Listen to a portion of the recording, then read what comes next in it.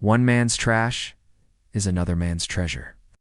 And what I mean by that is the empire that Alexander the Great built didn't last very long, but the ideas he spread throughout the known world did. Welcome to my channel. Today we are looking at how Alexander the Great conquered the known world and how his legacy lived on through the birth of Hellenism. Alexander the Great was a Macedonian king who took over his father's empire and turned it into a war machine. His goal was to conquer the known world, and he almost did it. He defeated the Persians, the Egyptians, and the Indians, among many others. And in doing so, he spread Greek culture wherever he went. This spread of Greek culture is what we call Hellenism. Now, Alexander wasn't the first to try to conquer the known world. The Persians had tried it before him, and the Mongols would try it after him. But Alexander was different. He wasn't just interested in acquiring more land. He was interested in ruling over the people that lived there.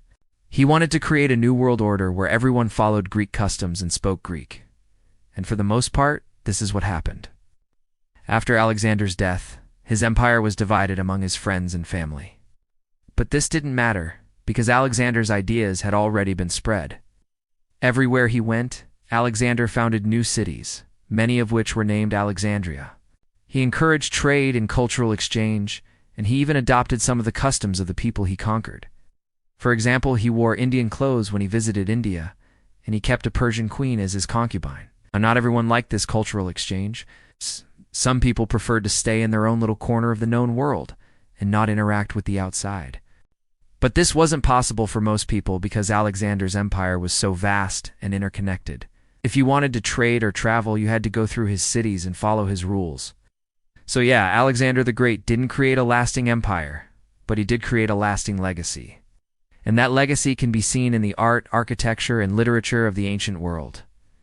So next time you see a beautiful piece of ancient art or architecture, just remember it could have been made by someone who was influenced by Alexander the Great. Thank you for watching.